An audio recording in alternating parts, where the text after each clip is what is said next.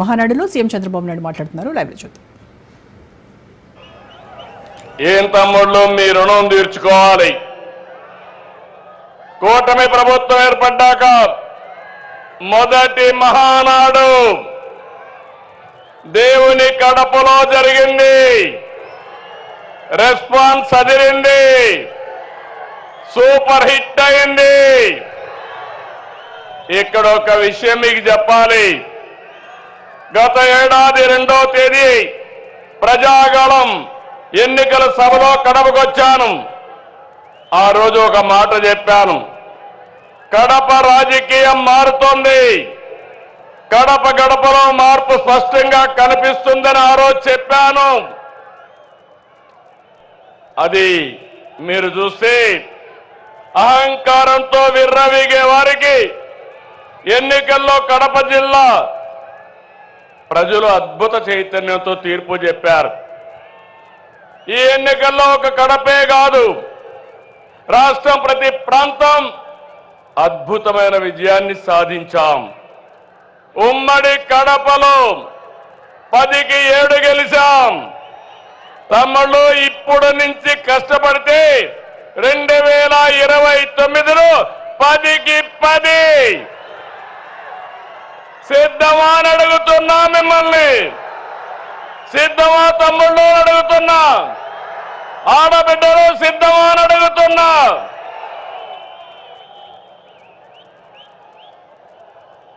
ఈ ఎన్నికల్లో రాయలసీమ ప్రజలు అద్భుతమైన తీర్పిచ్చారు.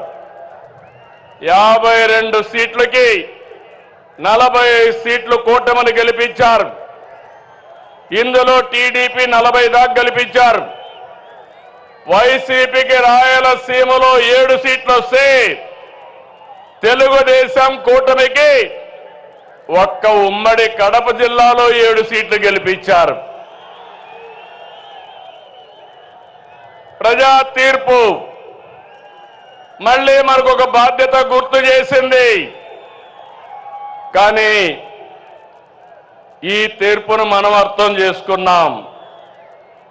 ఓడిపోయిన పార్టీ ఇప్పటికీ అర్థం చేసుకోలేదు, అర్థం చేసుకోదు కూడా. అధికారం కోసం పుట్టిన పార్టీ కాదు తెలుగుదేశం పార్టీ. ప్రజల జీవితాల్లో మార్చడానికి, మార్పు తేవడానికి పుట్టిన పార్టీ తెలుగుదేశం పార్టీ. అవునా కాదా అని మిమ్మల్ని అడుగుతున్నా. అవునంటే గట్టిగా చెప్పండి, చప్పట్లు కొట్టి. నా సుదీర్ఘమైన రాజకీయ జీవితంలో నేను చూశాను, ఎప్పుడు కూడా ప్రజలంతా కూడా అభివృద్ధిని, సంక్షేమాన్ని కోరుకుంటారు. ఇంకో పక్క పార్టీ ఎలా ఉండాలో, పాలన ఎలా ఉండాలో చెప్పడంలో తెలుగుదేశం పార్టీ ప్రస్థానం ఒక కేస్ స్టడీ. పాలకులు ఎలా ఉండకూడదో, పార్టీ ఎలా నలకూడదో ప్రపంచంలోనే ఒక కేస్ స్టడీ వైఎస్ఆర్ పార్టీ అని చెప్పి కూడా నేను మీకు తెలియజేస్తున్నా. తెలుగుదేశం పార్టీ ప్రజా ఉద్యమాలు, పోరాటాలు, ఎన్నికలు, గెలుపులు కొత్త కాదని చెప్పి నేను మీకు తెలియజేస్తున్నా. గత ప్రభుత్వంలో 5 సంవత్సరాలు మనం పోరాటాలు చేశాం. హింసా రాజకీయాలు, హత్యలు, కేసులు, అవమానాలు, అవహేళనలు, బూతులు, అణిచివేత అన్ని ఎదుర్కొన్నారు మా తమ్ముళ్ళు,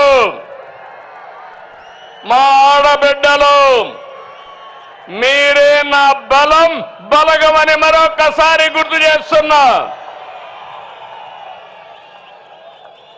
మొన్నటి విజయం వెనుక కార్యకర్తల పోరాటం ఉంది, మీ త్యాగం ఉంది, మీ కష్టం ఉంది. విధ్వంస రాష్ట్రాన్ని పునర్నిర్మిస్తామని మన మిత్రుడు జనసేన అధినేత పవన్ కళ్యాణ్ గారు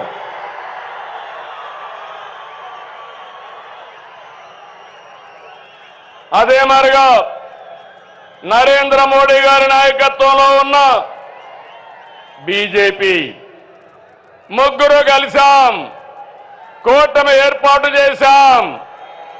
తమ్ముళ్ళు, అది చేస్తే దాని ప్రభావం అంతా ఇంత కాదని మరొకసారి విజ్ఞప్తి చేస్తున్నా. 94% స్ట్రైక్ రేట్, 57% ఓట్ షేరు, అదిరిపోయే మెజారిటీలు.